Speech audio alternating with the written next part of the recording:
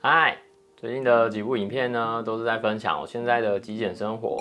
如何规划和执行。但很多事情也是我跌跌撞撞思考了很久才学会的，所以我今天要和你分享7件我希望在我开始极简之前就能知道的事情，希望能帮助你在简单生活的路上能够更顺利一点，不要像我一样走了很多弯路。第一个，你的生活会变得完全不同。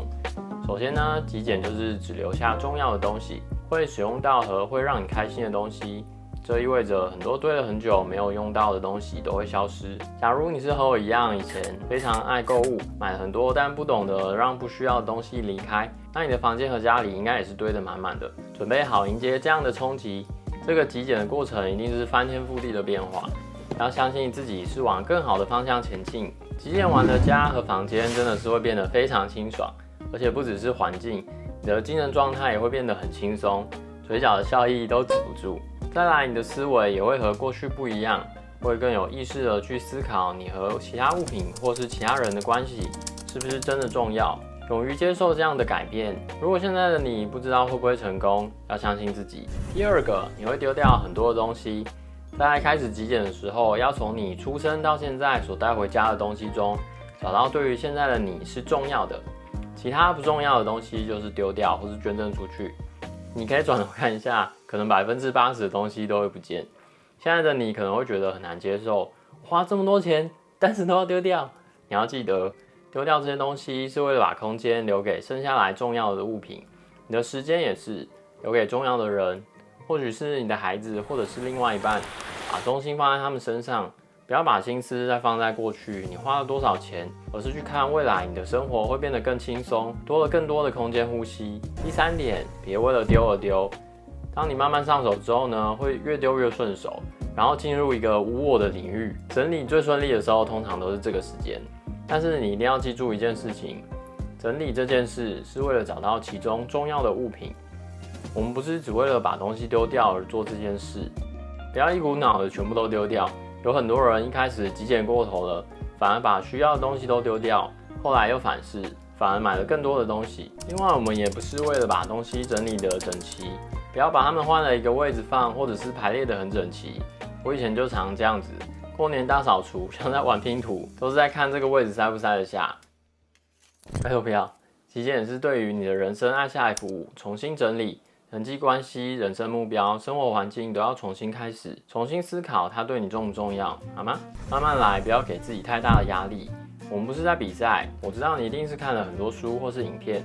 对于家里空无一物或是这种简单的生活方式很憧憬，但你要学着把简单生活的思维融入到你的生活各方面，不要为了马上达到这样的目标，给自己很大的压力。比如说，今天就一定要把整个房间整理好，先慢慢练习整理的速度。可能从一个抽屉开始，当你需要连续做出决定的时候，次数一多，时间一长，就很容易出现所谓的决策疲劳，精神和意志力就会快速的下降，而做出错误的决定，或干脆不决定了。就像你上班经历了主管一整天的折磨，回家你男朋友还问你说，晚餐要吃什么啊？这时候你只会说随便啊，是一样的意思。只要慢慢在执行，就会出现成果。当你越极简，你对于生活和物品的标准就会越来越高，越来越挑剔，因为每种功能的东西可能就只会有1、2件。但我不确定这是不是只有我这样子，就是我会越来越要求自己拥有的每个东西的外观和设计都能够更简单一点，而且不会屈就低于自己标准的东西。像是我唯一一件的黑色牛仔裤褪色的很严重，然后我就开始找替代的裤子，找了超级久，各大品牌、各种版型，通通都试穿过了。但只要有一点不符合我的标准，版型不顺啊，或者是裤管太窄，我就不会买，或者是只有国外有，完全订不到货，就会找得很痛苦。但是我最后终于找到完全符合我期望的裤子的时候呢，就会觉得非常开心，然后一直穿同一件，而且试穿多了也会知道自己喜欢的版型长什么样子。就算以后碰到其他的品牌在促销打折，也不会多看一眼，就有点像找男朋友或者是找工作。随着你交往过越多人呢，就会越了解自己的择偶标准，这不是坏事，只是过程会比较长，而且需要一点耐心。这就是下一个我希望能够早一点知道的事情。你的标准越高，但是科技也会越来越进步，所以不用太着急，要把所有需要的东西都一次买完。可能现在市面上的产品都不符合你的需求，或许过几个月就会有更适合的出现了。稍微有一点耐心，等待那个正确的白马王子出现。当然，就算现在急着要使用，买错了也没有关系，不要花时间在烦恼到底要不要买，需要就赶快买，只要分析好利弊得失，决定好就可以了。朝三暮四的想说到底要买还是不要买，反而增加自己的困扰。那你不如早点买，不习惯或是不合用，还可以转手卖掉，损失一点钱也没有关系。这些小小的成本会帮助你更了解自己的需求，那你下一次就会买对啦。第7点就是你要坚持下去，你要了解每个人接受到的资讯都不一样。也造就了不同的思维，或许某篇文章或是某个影片成为了你开始极简的契机，但你身旁的亲朋好友不一定有接收到这些资讯，那你就可以传这个频道给他看。如果你们没有接收到一样的资讯，当你正在改变的时候，他们不一定能理解你现在的行为，所以会很自然的从他们的观点和角度去看待你丢东西这件事。或许会说，你怎么这么浪费？这个东西还能用啊，为什么不留着之类的。如果你的朋友或家人也常常这样子说，那都是正常的。你要记住你自己开始极简的初衷，决定好了物品的去留就要开始执行。